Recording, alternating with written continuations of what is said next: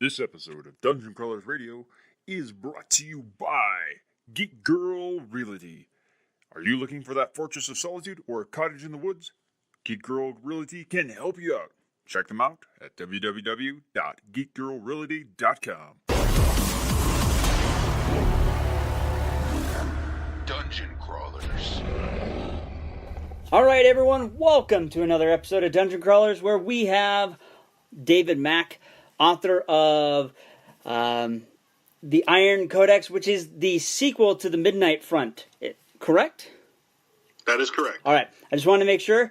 I loved the Midnight Front, and this, if I remember right from talking to you when that book came out, this is going to be a separate story. It's not really a continuation, but kind of move forward a couple years if I'm with a new character, if I'm not mistaken. Not exactly. Okay. The main character of Book 2 was one of the principal characters in Book 1. That's Anya Kernova. She's a Russian woman. She was part of the Midnight Front. She was the sort of friendly rival to our main character, Cade Martin, in Book 1. In Book 2, Anya takes center stage, and Cade becomes the main supporting character. But Iron Codex is very much Anya's story. And it also follows a couple of other characters who were introduced in the Midnight Front, and then we get to see their stories continue in the Iron Codex. And it also introduces some new characters and some new complications to our characters' lives. The idea is that with the Iron Codex, we jump forward about 9 years to 1954, and now we're deep into the Cold War era, whereas Book 1 was a World War II war epic and origin story.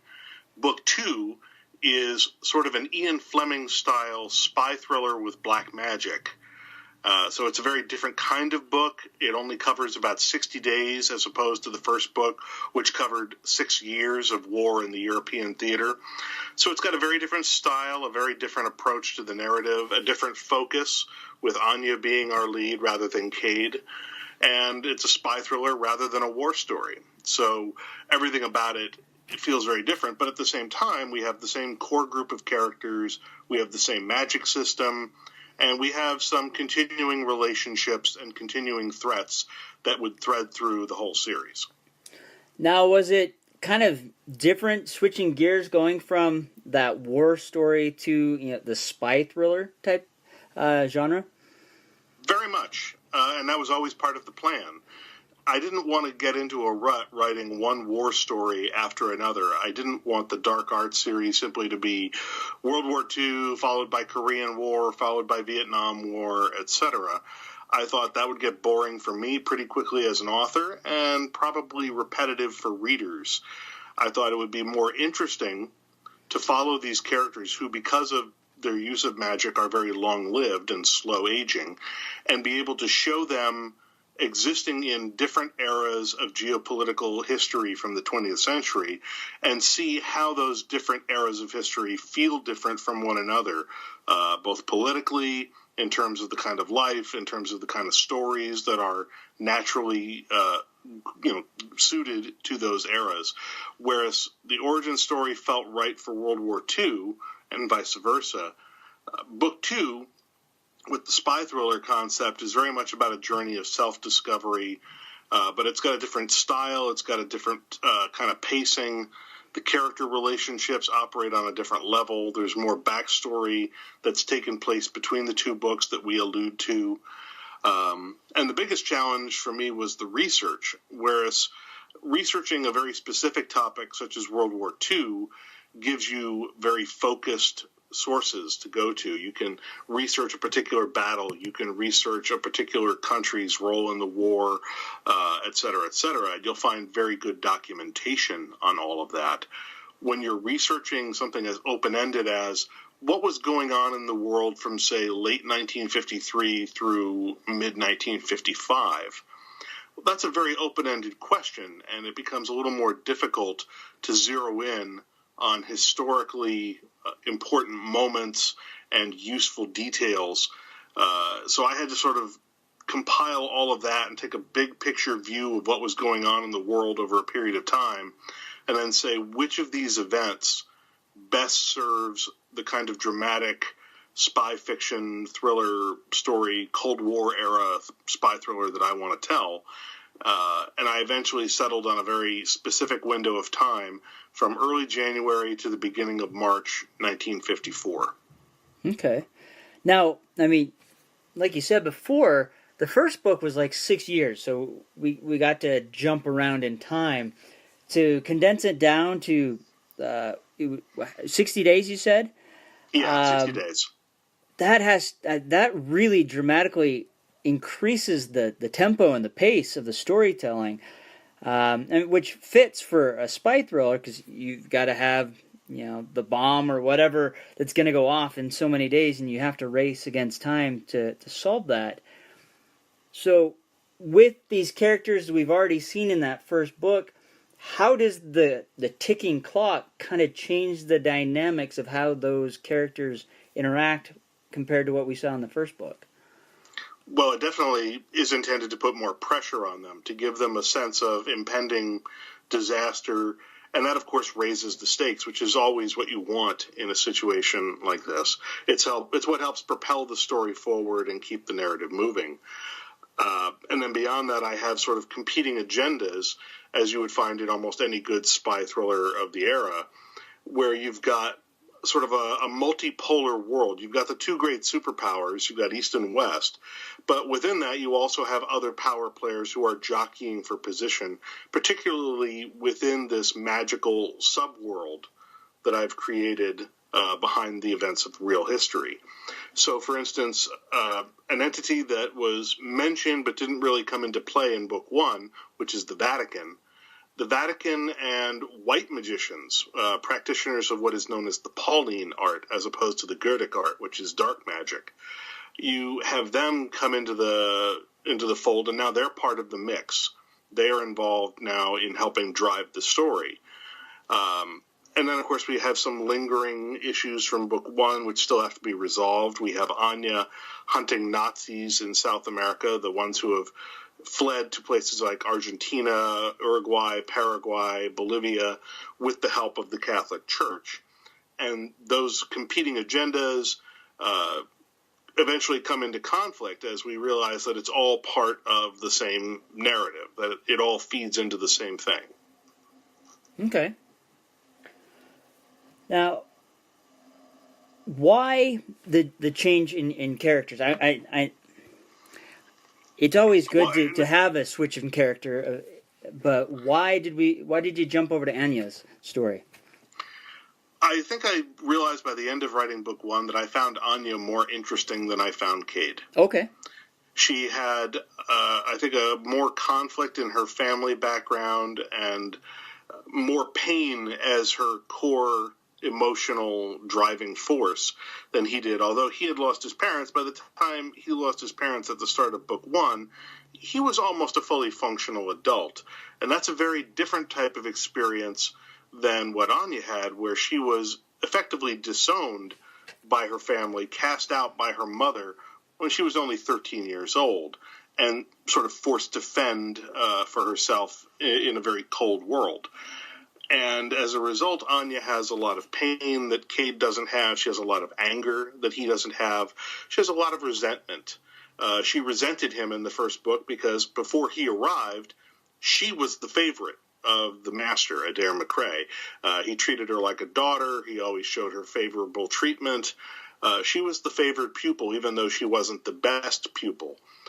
And we find that this resentment carries through into Book Two and continues to be a driving force in the relationship between her and Cade. That we find that at some point in the intervening 9 years, they had become romantically entangled and it didn't work out, and now she wants nothing to do with him, and he's still pining after her. And I found that also, as I was looking into which character had the most room to grow, there were things that I wanted to do with Anya's character that I thought were just dramatically more interesting, and there were more revelations to be given to the readers about Anya than there were about Cade. And ultimately, I just found her to be a lot more fun and a lot more compelling as my lead in book 2, and that carried through to a certain degree, where she and Cade share the stage as co-leads in book 3, The Shadow Commission, which will be coming out next year.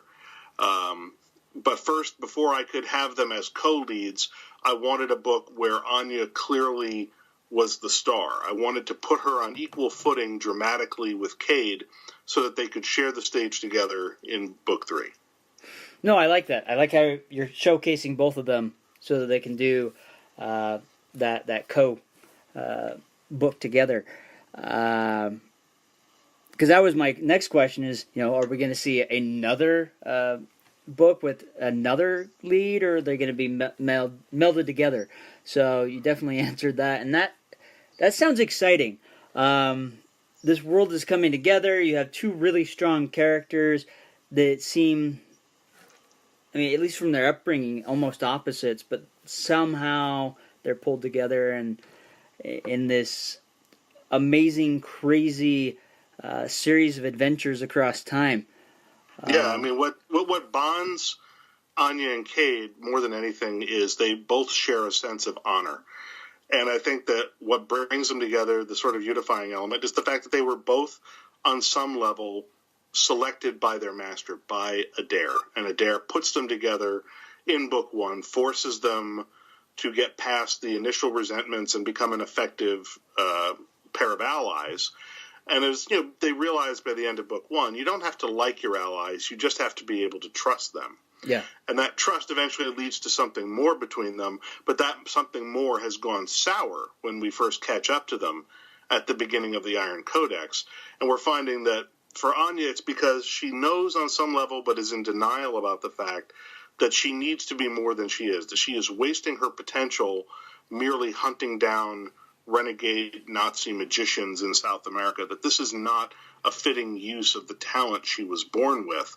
But what she doesn't realize is just how much talent she was born with. And it takes a new master to come out of the woodwork, very Yoda-like, the Yoda to her Obi-Wan, to come to her and say, you don't realize what you could be, and that's why you need me. I'm here to show you. And so in that respect, it's very much about her coming to terms with the truth of her own power and realizing that she did start life with a number of disadvantages, and that Cade advanced very quickly because he started life with a lot of advantages that she was denied. He was born into a family of wealth. He was a man born into a world dominated by patriarchy. He had the benefit of an Ivy League education. He was studying at Oxford before he went to study magic. He had a very solid grounding in privilege, education, and wealth before he ever embarked on any of this. Anya is a poor girl from a Russian logging town in northwest Russia. She did not have any of these advantages. She grew up poor, borderline illiterate, cast out of her family's home at 13, and yet somehow, by the time of the Midnight Front, she's holding her own in combat, standing side by side with Cade, fighting a war against their rivals. And it never occurs to her to ask, how, with such a disadvantaged start, is she able to keep up with him? She's so obsessed with the fact that he seems to have learned faster than she did and has excelled past her that it never seems to occur to her, isn't it remarkable that you keep up with him at all? And it takes the second master in book 2 to awaken her to the fact that she's got more potential, and that, in fact, the biggest problem is that in book 1, Adair, her first master, loved her too much, loved her like a father loves a daughter, and because of that, he didn't want to put her at risk. And in so doing, he actually cheated her out of some of her potential. He wasn't willing to put her in danger, and that he considered Cade more expendable than he considered her. And that when she realizes that, she is able to embrace the power that she should have had all along. Yeah. No, you see that in people a lot, where you have two individuals and one always feels inferior to the other, and more often than not, it's generally the one that feels inferior is actually exceeding because they are staying in line with that or staying, toe-to-toe with them. And there's a... Go ahead.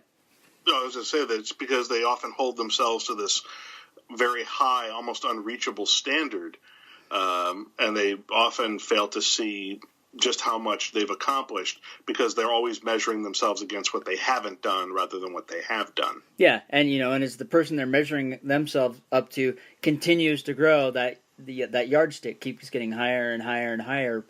And I think all of us can relate to that. At one point, we felt that way, as well as that master kind of every parent kind of does that from time to time. They maybe coddle a child a little too much, and when they should give them a little nudge towards doing something on their own and seeing how they do it. And if they fail, it's okay to fail. So I like that when we see that in characters where they finally wow, I'm actually pretty good. Something fun that we got to do with that in book 2 is that there are certain scenes where she is being made to confront her own past, and we revisit scenes that were in book 1, but from a different perspective, from her perspective, and things are sort of revealed to her over the course of sort of like a mystical vision quest, if you will, basically while she's tripping on mushrooms in the equivalent of a sensory deprivation pool. And she realizes things that were right there in the text all along, and the reader will probably have the same reaction as Anya, which was, holy crap, it was right there in front of me. It was right there, and I didn't see it. And I'm hoping that there will be some readers who will enjoy those moments.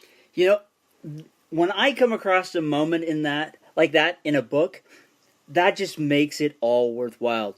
When it's been so blatantly obvious that you've missed it, and then the curtain is drawn back and it's revealed, and you're like, no way. And then you go scanning back and you're like, oh my gosh, it's been there all this time. David has been the magician waving the wand in front of our eyes, keeping this out in the open, but making us look left when we should have been looking right. I love that. That always makes a story 10 times better for me. Yep. So, I have to say bravo on that, because that is amazing to do that, all while weaving the web you are in the story and keeping all those little dots connected throughout it. It's not easy at all. No, and I had to keep a lot of things in the air, and I had to consider how the characters' story arcs, how each character was going to evolve and change, what they were going to learn as part of this journey. And I did this again, just as I did on book 1, where I plotted out sort of using a variation on the hero's journey template. What did the hero's journey look like from the point of view of not just the main characters, but the supporting characters, and also the villain? I sort of think about the villain's journey just as I think about the hero's journey. I did that again on book 2, where I had to think in terms of, realistically, what is the supporting character's journey? Because to the supporting character, he's the hero in his own story. What is his change? How does the supporting character change as a result of events? So I had to make sure that it wasn't just Anya who had to undergo a learning experience and a change of character, or just Anya and Cade. It's Anya, it's Cade, it's Briette, who is on a journey of redemption. She was a character who was a villain in the first book, and now she's on this journey of redemption, because by the end of book 1, we saw that she was recruited via Operation Paperclip to now work for the U.S. Department of Defense, heading up the Magical Defense Program. Well, now she's got to sort of redeem her past, so the book is about that. And then we have one of my favorite new characters in the book is Father Luis Perez, who is a white magician who is charged with a holy mission by the church, to recover this grimoire that is last known to be in the possession of Anya Karnova. And Father Luis has to go through his own journey, weighing his orders from the church against what he knows to be right. He's a pacifist, but he also knows Aikido, which is a very sort of pacifist form of martial arts. It's very much about defense. It's about causing as little harm to your opponent as possible while denying them the ability to hurt you, which I thought was a very appropriate martial art for a man of the cloth. And so he's got his own journey where he has to realize, where is the line drawn between what, say, the magical covenant says I can do versus what the church says I can do, whereas what my conscience says I must do. how do I balance these things while remaining true to my vows as a Jesuit priest. So I had a lot of, sort of fun just thinking about the story from the perspective of each character and making sure that everybody had to go through a growth. Everybody had to go through a change, not just the main characters. No, that's great. Everyone grows throughout life, and to have that is one thing that I found that is always interesting. Sometimes you don't see that growth in the story arc in the villains or the side characters. You see it in the main characters or the co-main character, but the other ones kind of seem stagnant. It doesn't seem like they grow. So that's good to see that everything's kind of growing naturally within the story arc. Now, I do have one question as I'm reading through this. The Castle Bravo nuclear test and the magic. Yes.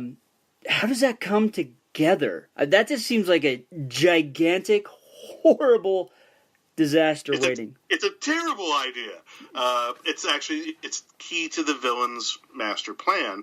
And the thing is, what's interesting is that I have, from the point of view of the villains, as you read through the book, it's the backup plan they don't want to use. Their A plan, plan A is get their hands on the Iron Codex, which is this grimoire that belongs to Anya Karnova.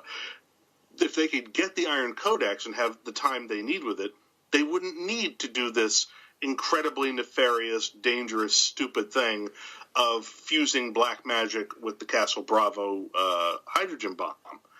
But as they are repeatedly thwarted in their attempts to obtain the Iron Codex, and having anticipated that this might be the case, they have this as the backup plan. This is plan B. They don't want to go to plan B, but they reach a point where they're like, okay, time is up. Now we have to go to plan B. And so they do. And that was inspired by the fact that in real life, one of the most accomplished scientists who worked at the Jet Propulsion Lab was a guy, he was like a rocket scientist, like a bona fide rocket scientist, who was also a practitioner of thelema, which was a type of ceremonial magic made popular by Aleister Crowley. And there was actually, I believe, a TV series. I think it might be on Amazon. I'm not sure. It's on one of the streaming services. It's called Strange Angel. And it's actually about the real life of this NASA JPL rocket scientist who was also into ceremonial magic and sex magic and, the Aleister Crowley type occult stuff and Freemasonry.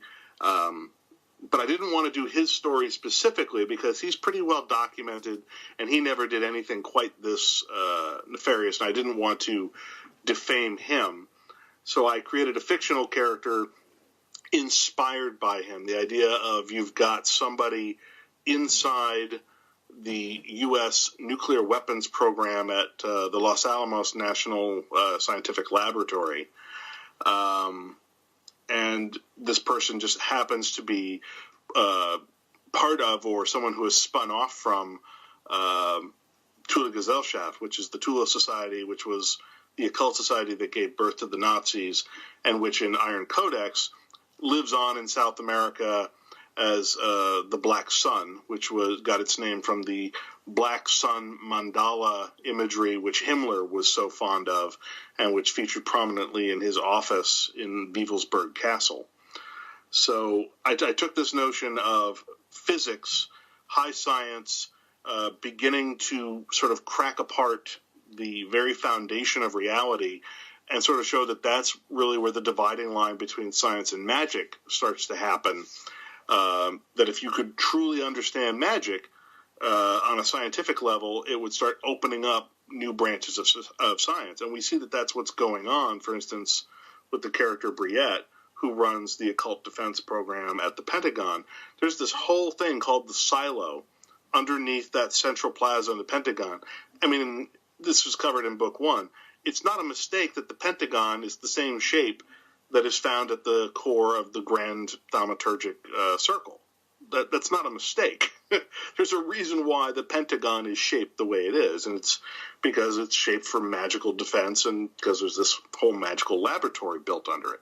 and they study it, and they got scientists, and they got lawyers parsing demonic contracts, and they've got banks of computers and all sorts of stuff going on down there. So I took this notion and I just ran with it. And I don't want to spoil for readers what the rationale was on the part of the villains, why they are fusing black magic with the Castle Bravo device. But that is key part and parcel of the villain's plan. And it is a terrible idea, and it's exactly why it has to be stopped. No, I appreciate you leaving out the details, so now we have to read it. That's the idea. Yeah, but what a hope, way. I should say. That's the hope. Yeah, I mean, what a way to put the ticking clock there and really put that sense of urgency in, because, yeah, that's just a big, massive, horrible, nasty idea that I now need to figure out and find out what happens. So beautiful hook right there. Yeah. Excellent. Thank you. So, since we're quickly running out of time, the Sure. book is out. It's available. It's in physical book, ebook. Is it also in audiobook? It is. It was read by an artist named Natasha Sudek. And the reason we switched from a male reader who we had on book one to a female reader for book two, this was the suggestion I made to the audiobook producers. I said, look, we're changing the main character from Cade to Anya, and it's very much Anya's story. If it's at all possible, if you guys would be willing to consider it, I think that having a woman as the ebook reader for book two would be more appropriate. And they thought about it, and eventually they concluded that they agreed, and they sent me the audition tape for Natasha Sudek, and I really loved what she was doing with it. I thought that she had a real feel for the material, and particularly when I got to the end of her audition tape, which was just her reading chapter one, just the opening sequence. At the end, she did that thing that voice actors do, where she reads her name, yada yada yada, and she signed off with "And I love Anya." I was like, okay, she gets it. She's our girl. Yeah. Natasha Sudek is the one. So yeah, it's out in trade paperback, ebook in whatever ebook format you like, and audiobook from Macmillan Digital Audio. Nice. And I like the fact you did that. I know in Brandon Sanderson's Stormlight Archive they've done that as well, and to the point where now where the male and the female voices are going, they switch back and forth. So maybe with the next book you do that, I don't know. But that's an interesting idea, having two narrators on one book. I'll have to look at how book three is put together, because it does have some chapters that are very clearly female perspective dominated and some that are male perspective dominated. That's interesting. I would have to look at that. Yeah, they do that in the Stormlight Archive, and they do that exactly. When it's the female perspective, they jump over to Kate Redding that reads those, and then Michael Kramer reads the male chapters. So it's definitely interesting. It's something that I had to get used to, but after a while, I started really liking it. It's like, okay, I know exactly when we're changing perspectives. So that was fun. Yeah, because we had Robert Petkoff, who read book one. That'd be interesting. Have him read, for instance, the sequences that are from the point of view of male characters, and have Natasha read all the sequences from the point of view of female characters. I think that would bring a really interesting quality of contrast to the book. I'm going to suggest that to the producers. I think that's actually a pretty cool idea. All right, well, there you go. You have an idea for the next book. Hopefully that works out. Yeah, I like that. Yeah, so for everyone out there, if you haven't read Midnight Front, run out, pick it up. And if you want to continue reading that series, pick up the Iron Codex. So it's all part of, oh my goodness, I'm blanking, the Dark Arts series. Yep. Fantastic. I love the first book. I'm super excited about the second one. So everyone go out, pick up your copy, because it's a fantastic series. And on top of that, why not? It's a fun spy thriller. If you're a huge James Bond fan or any fan of spy novels or movies, this is going to be a perfect one for you. So and book three is already written. It's in the pipeline now at Tor, It's called The Shadow Commission. Its scheduled release date is June 9, 2020, so it'll be out next summer. And the big idea with Shadow Commission is that it's a paranoid conspiracy thriller, kind of like 3 Days of the Condor meets John Constantine. And I had a lot of fun putting that together. And once again, the time frame of the book is accelerating. Again, where Midnight Front happened over 6 years and Iron Codex happens over 60 days, the Shadow Commission takes place over 1 week, 7 days immediately following the assassination of John F. Kennedy in November 1963. Oh, wow. Okay. Yeah, and it's definitely one of those everybody in the world is out to kill us, what the hell just happened type books. Very nice. Dang it. Now I got to wait till next year. All right. So, again, thanks for coming on the show.